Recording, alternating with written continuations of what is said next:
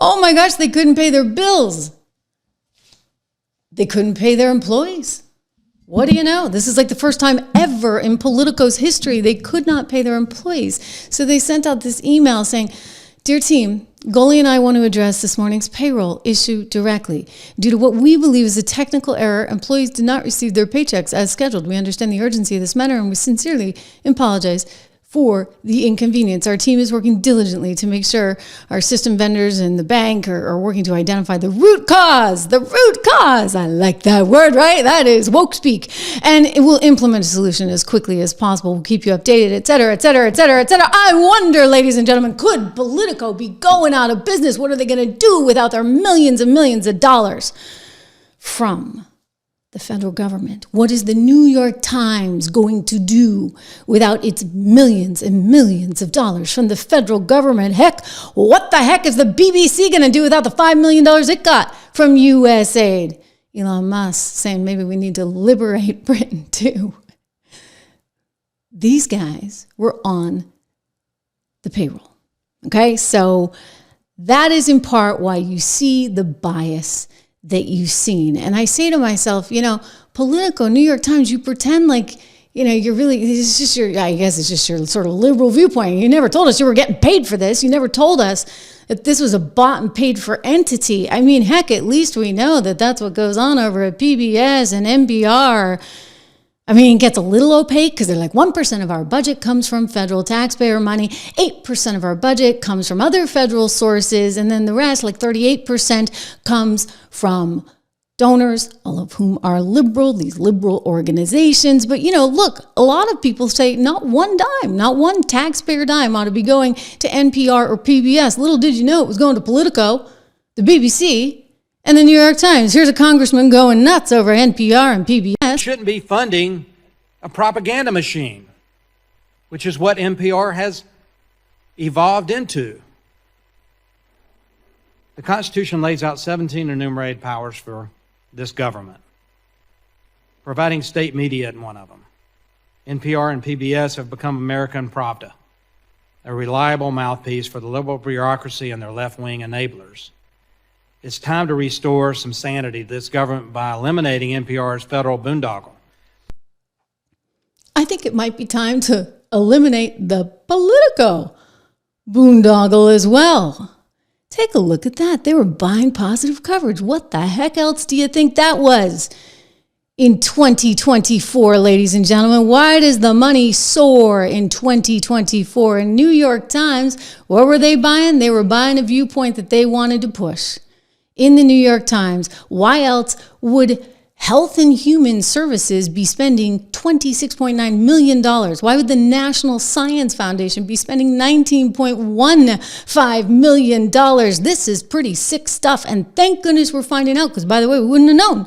We wouldn't have known if we didn't have DOGE in there with Elon and the kids going through all this and saying, hey, we're going to figure out what's what. Again, like we knew that NPR was at least propaganda. I mean, heck, the CEO keeps telling us this. This is Catherine Marr, the head of NPR, in a TED Talk, proudly talking about how she doesn't care two bits about truth. But one of the most significant differences, critical for moving from polarization to productivity, is that the Wikipedians who write these articles aren't actually focused on finding the truth. They're working for something that's a little bit more attainable, which is the best of what we can know right now. And after 7 years there, I actually believe that they're onto something. That for our most tricky disagreements, seeking the truth and seeking to convince others of the truth isn't necessarily the best place to start.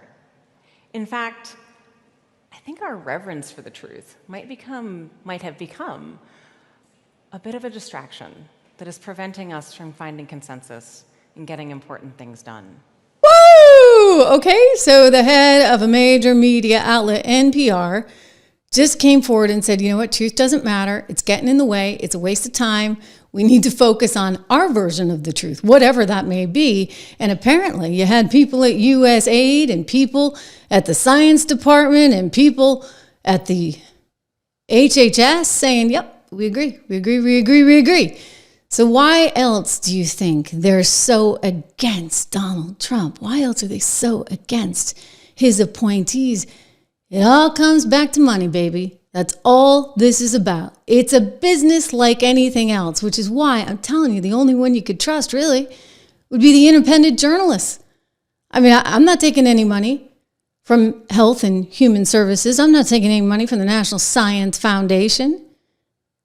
I mean, this is pretty gross stuff, okay? And they never told you about it. So now everybody's flipping out. Hillary Clinton's like, oh my gosh, Elon Musk is mounting a blitzkrieg-style administrative coup of the U.S. government. He's getting into the systems. He's getting into the systems, and he's going to figure out exactly what we've been doing the whole darn time. So Hillary's losing it. Elon is the problem, right? Elon Musk is all the problem. I mean, Donald Trump, because he likes Elon. This is kind of bonkers. Shouldn't you be happy that, oh, of course she's not happy this is getting exposed. They had kind of a nice thing going, right? We just funneled this money into these reporter organizations. We call the chief of the New York Times. We call the head of Politico. We say, we really want X, Y, and Z in the paper this week. And what do you know? They do it because guess what? They're getting paid to do it.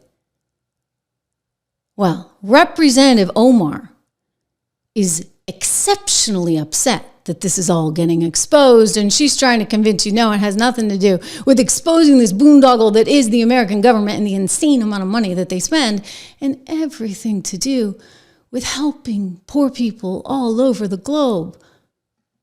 I am exceptionally upset about USAID. I lived in a refugee camp for 4 years as a child surviving civil war. It is the essential programs that USAID provided that kept my family and I fed and safe. It is the resources that so many people around the world rely on. And it is our soft power. Oftentimes, people interact with our country through the military. That does not create love for us, and it certainly does not keep us safe. You know what? Last I checked, people wanted to put America first, right? So, when you've got all this USAID going to weird places like Caroline Leavitt articulated, I think people are kind of having a problem with that. Here we go. And I would just say a strong message to Democrats who are out there pretending to be outraged about the long list of crap that this administration is cutting, federal waste and funding, like $2 million for sex changes in Guatemala, $6 million to fund tourism in Egypt, $20 million on a new Sesame Street show in Iraq, $4.5 million to combat disinformation in Kazakhstan. I could go on, and I'm happy to provide this list to every single one of you. Democrats are outraged that the American people want to be, they want their taxpayers going to good uses, not stuff like this. But then they're very quiet about the fact that there are still North Carolinians and people in California who have lost everything. And in the last 4 years, this federal government did nothing to help them. This president will continue to put Americans first. And I think the successes of this week so far speak to that. And it's only Wednesday. So I'll see you guys later this week, and we'll see you this afternoon. Thank you very much. Amazing. Okay. So while we're spending all this money on all these other things, while we're trying to influence public opinion and make sure everybody votes for Kamala, or they wanted you to vote for Joe, but when that became increasingly evident, no one was going to vote for him, they switched to Kamala. When all this comes out, they flip out, and their answer is just to protest, protest, protest. That's all Chuck Schumer can come up with. I'm going to stand with you in this fight, and we will win. We will win. We will win. We will win. In this fight, exactly what is this fight? Because it seems like the fight is all about exposing all the crazy things that you guys have been doing with our money, our taxpayer money that we work hard to earn. You've been out there squandering it and then trying to use it to curry favor with the likes of the New York Times, Politico, the BBC. I'm curious to see how many other entities are out there on this. You know what? As she said, it's only Wednesday. Peace of my mind, making the point, like much more to come indeed. So you can imagine how much they want to double down and fight Elon, and they want to fight DOGE, and they want to fight Trump. And so again,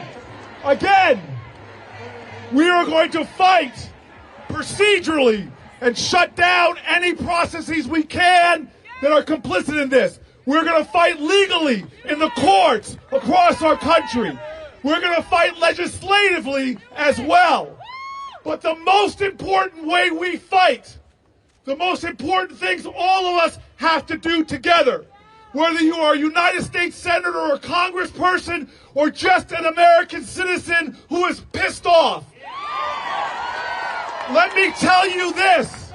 All of us must speak up. All of us must speak truth to power.